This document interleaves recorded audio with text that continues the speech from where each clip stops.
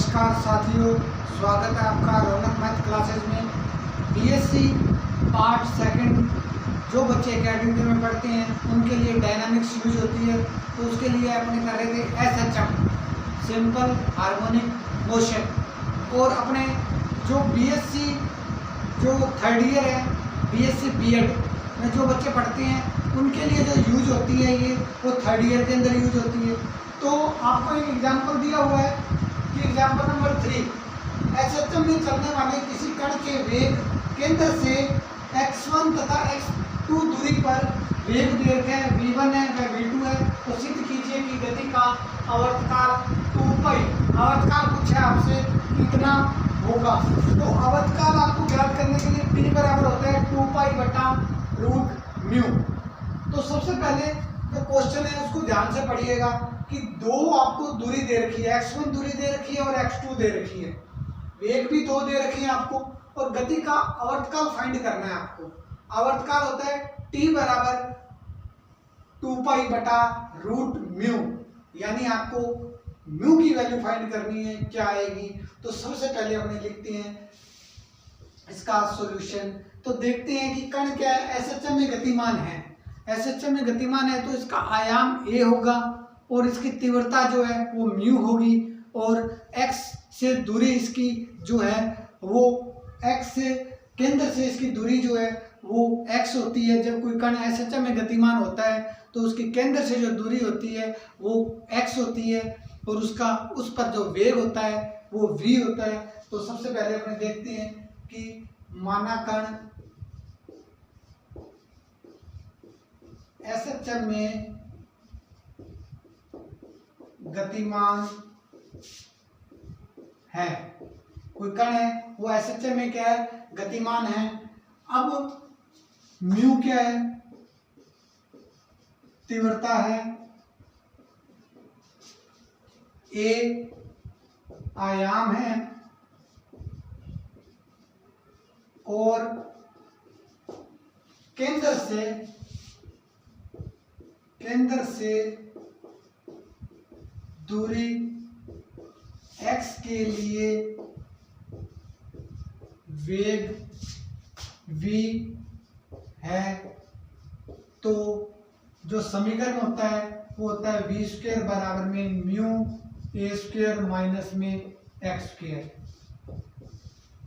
ये जो समीकरण है किसी भी दूरी पर कण के वेग को व्यक्त करता है। ये समीकरण कि जो कण है वो जा रहा है केंद्र से और कहाँ तक जाएगा वो उसके वेग को व्यक्त करता है। ये कि किसी भी दूरी पर कण के वेग को व्यक्त करती है ये समीकरण, ये अपने जानते हैं।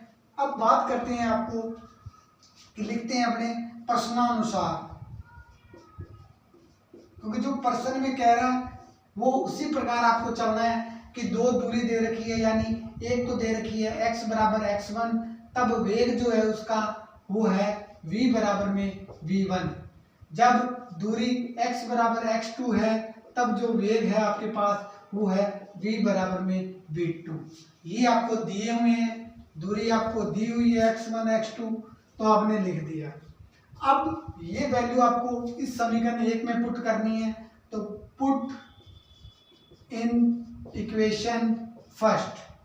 अब पुट करेंगे तो आपके पास पहले v1 को पुट करेंगे v की जगह, तो v1 की स्क्वायर आएगी आपके पास, फिर म्यू a² माइनस x1 की स्क्वायर, इसको दे देंगे इक्वेशन 2।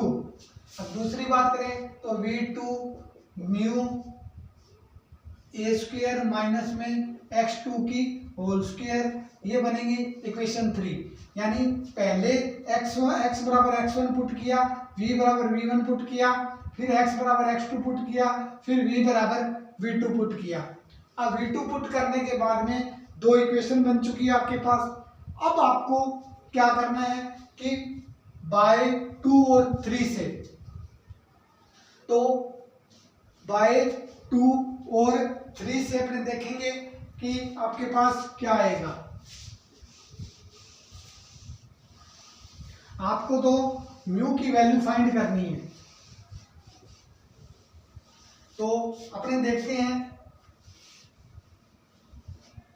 कि V2 की स्क्वायर माइनस V1 की स्क्वायर बाय 2 एंड 3 से।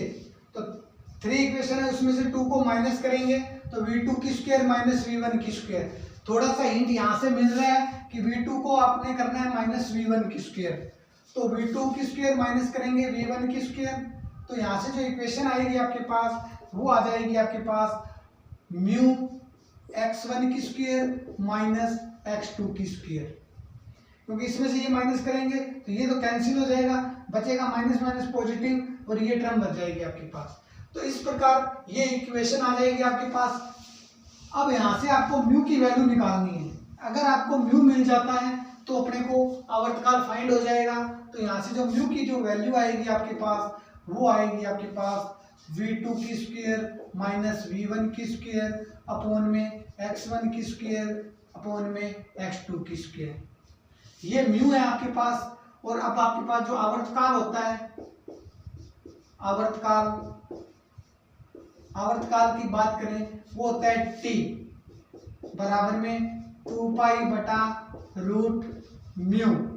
अब 2 पाई बटा रूट म्यू यानी म्यू की वैल्यू पुट कर देंगे यहाँ पे, तो ये आ जाएगा आपके पास 2 पाई बटा रूट x1 की स्क्वायर माइनस x2 की स्क्वायर अपॉन में V2 की स्क्वायर माइनस V1 की स्क्वायर। जब ये अपॉन में रखेंगे तो नीचे V2 आ जाएगा, ये x1 ऊपर चला जाएगा। तो यही आपको प्रूफ करना था कि आवर्तकाल क्या होता है। जब आपको दो वेग दे रखे हो, दो दूरियां दे रखी हो अलग अलग, तो आपको फाइंड करना था आवर्तकाल क्या होता है। आवर्तकाल का जो फॉर्मूला होता है वो t बराबर होता है 2 पाई बटा रूट म्यू। तो आपने म्यू की वैल्यू फाइंड की और इसमें आवर्तकाल के अंदर पुट कर दी, तो आपके पास जो पूछ रहे हैं वो आवर्तकाल फाइंड हो गया। तो प्लीज टेक स्क्रीनशॉट।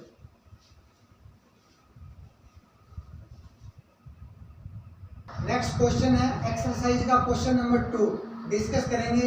एक कण एसएचएम में गमन कर रहा है, मतलब एसएचएम में गतिमान है एक कण।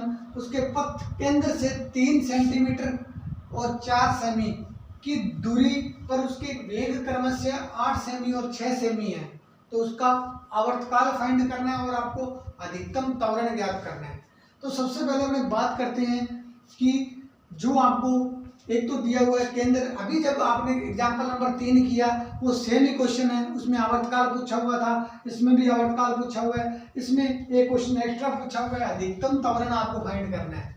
तो सबसे पहले इसके अंदर अपने इसको सोल्व करेंगे। तो सबसे पहले अपने लिखते हैं,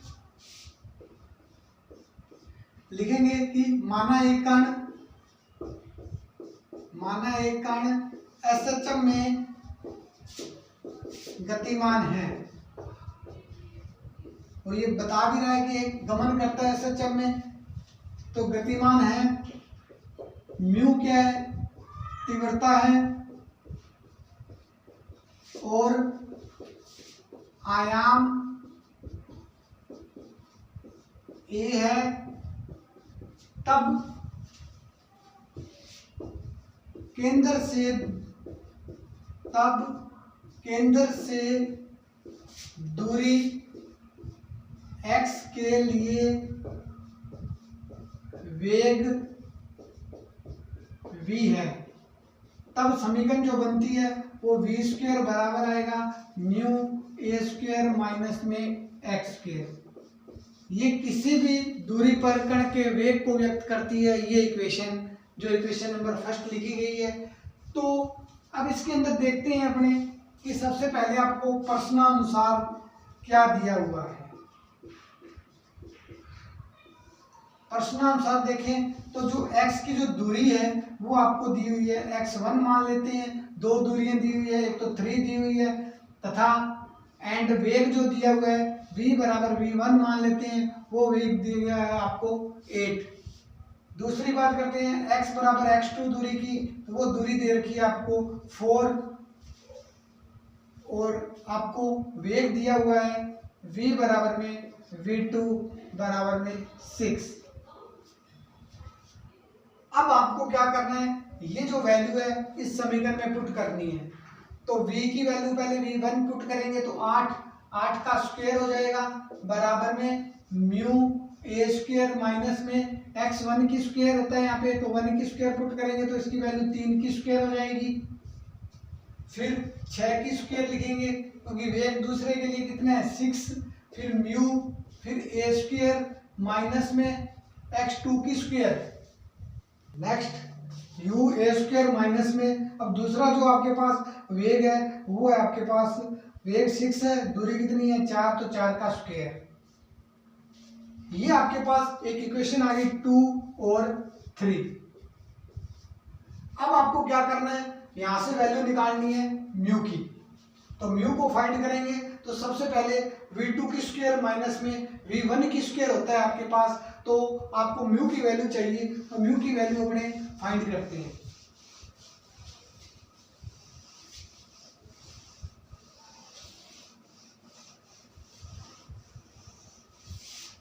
तो सबसे पहले अपने देखें कि 6 में से v2 में से v1 माइनस होता है, तो 6 की स्क्वायर माइनस में 8 की स्क्वायर हो जाएगा।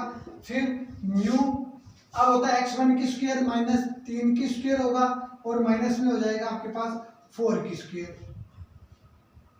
अब आपको क्या करना है, इसको यहां से म्यू की वैल्यू फाइंड करनी है आपको। तो म्यू की जो वैल्यू आएगी वो 6 की स्क्वायर माइनस 8 की स्क्वायर अपॉन में 3 की स्क्वायर माइनस में 4 की स्क्वायर। अब आपको इसको सोल्व करना है, ये हो जाएगा आपके पास 36 माइनस में 64 अपॉन में 9 माइनस में 16, तो ये आएगा आपके पास माइनस का 28। 64 में से 36 जाएगा तो 28, ये नीचे आएगा माइनस का 7, माइनस से माइनस कैंसिल, 7 चौक 28, यानी म्यू की जो वैल्यू आएगी आपके पास वो आएगी आपके पास 4। अब आपको म्यू की जो वैल्यू आई आपके पास वो आई 4। अब आपको क्या करना है, आवर्तकाल निकालना है। तो आवर्तकाल क्या होता है आपके पास, t बराबर 2 पाई बटा root mu. Root mu, mu की जो वैल्यू है आप पुट करेंगे तो आपके पास 4 है, 4 का रूट 2 हो जाएगा, 2 को 2 मल्टीप्लाई किया तो पाई आ जाएगा आपके पास। तो आवर्तकाल कितना है आपके पास, t बराबर में पाई, तो ये आपके पास क्या आ जाएगा, आवर्तकाल आ जाएगा। अब बात करते हैं, एक तो उसने आवर्तकाल पूछा था आपसे और एक पूछा है अधिकतम त्वरण ज्ञात कीजिए। अधिकतम त्वरण फाइंड करना है, तो प्लीज इसका स्क्रीनशॉट लीजिए आप।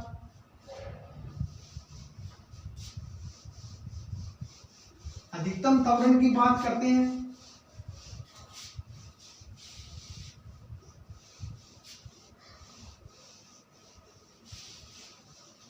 अधिकतम त्वरण, तो सबसे पहले आपको म्यू की जो इक्वेशन थी, इक्वेशन नंबर बाय 2 से, तो 8 की स्क्वायर बराबर था mu A square minus 3 square. अब इसको हल करते हैं, अधिकतम त्वरण निकालना है तो आपको त्वरण के लिए ए की वैल्यू निकालनी है। ए होता है आयाम, तो सबसे पहले देखते हैं इसको सोल्व करें तो ये 64 म्यू ए स्क्वायर माइनस में 9। अब म्यू की जो वैल्यू है वो आपके पास है 4, अभी आपने फाइंड की, तो म्यू बराबर है 4 आपके पास, तो आपने 4 पुट कर दिया म्यू की वैल्यू, तो ये अपॉन में जाएगा इधर, तो ये 64/4 बराबर आ जाएगा ए स्क्वायर माइनस 9। अब इसको हल करेंगे तो ये आ जाएगा आपके पास 1 6 16। अब इसको हल कर दिया तो ए स्क्वायर माइनस 9, इसको इधर लेके आएंगे तो ये 25 हो जाएगा, तो ए स्क्वायर, तो ए की जो वैल्यू आएगी वो आएगी प्लस माइनस 5, यानी जो आयाम होता है आपके पास, ये जो ये आयाम है वो आया है आपके पास प्लस माइनस 5। अब बात करते हैं अपने अधिकतम त्वरण की, तो अधिकतम त्वरण यानी एफ मैक्सिमम की बात कर रहे हैं अपने। तो सबसे पहले अपने देखते हैं कि जो एक कण है आपके पास, ये ओ कण है यहाँ पे, ये ए डैश है और ये ए है। तो अपने देखते हैं कि कण जो है इसका जो अधिकतम दूरी पर जाएगा, जहाँ इसका वेग 0 हो जाता है, वो उसका आयाम होता है। और इसकी जो नेचर होती है SHM की, वो आपको ये बोलती है कि यहाँ वेग 0 है आपके पास, तो यहाँ भी मिनिमम होता है और यहाँ मैक्सिमम होता है। तो F की जो वैल्यू यहाँ मैक्सिमम होती है वो होती है -μ a। यहाँ पे क्या है, आयाम है, और आयाम आपने कितना लिया, यहाँ ±5 आ रहा है। इसका मतलब आप इधर आ रहे हैं अपने कि वैल्यू 0 नहीं आ रही है आपके पास। आपने वेग आपको दिया हुआ है कि 8 और 6 कुछ ना कुछ दिया हुआ है, इसका मतलब 0 नहीं है ये। इसका मतलब क्या है, इसकी जो गति है वो इस साइड में है, तो इस साइड में गति है, तो इसके लिए अपने क्या करेंगे, यहाँ से नेगेटिव लेंगे। तो इसका मतलब जो आपके पास F मैक्सिमम आएगा आपके पास, वो आएगा μ a। और μ की जो की वैल्यू आपके पास 4 है और a की जो वैल्यू है आपके पास वो है 5। तो अपने इसको कर देंगे तो ये आएगा 20 सेमी सेकंड वैल्यू आ जाएगी आपके पास। तो मैक्सिमम त्वरण आ गया आपके पास 20 सेमी सेकंड, और आपके पास पूछा था आवर्तकाल, वो आ गया आपके पास। दोनों ही फाइंड कर दिया आपने। तो इस प्रकार अपने क्वेश्चन को हल किया आपने। तो आपने अभी तक जो डायनामिक्स के अंदर SHM था उसमें पढ़ा आपने SHM क्या होता है, कोई कण है वो SHM को कब शो करता है कि जब उसका त्वरण क्या हो, F समानुपाती हो x दूरी के, यानी F बराबर में -μ हो। और आवर्तकाल पढ़ा आपने, आयाम पढ़ा, आवर्ती पढ़ी। और जब कण A से O की तरफ चलता है तब वेग क्या होता है, जब O से A की तरफ जाता है तब उसका वेग क्या होता है, t समय बाद पोजीशन क्या होती है उस कण की, और किसी दूरी पर वेग क्या होता है। और आपने पढ़ा अभी तक इसकी नेचर पढ़ी SHM की कि नेचर क्या होती है कि जब कण 0 से चलेगा तो F मैक्सिमम कब होगा, मिनिमम कब होगा, वेग मिनिमम कब होगा, वेग मिनिमम कब होगा। उसके बेस पे आपने 2 क्वेश्चन भी हल कर दिए। तो प्लीज़ चैनल को ज़्यादा से ज़्यादा लाइक करें, सब्सक्राइब करें, शेयर करें। Have you nice day, thank you.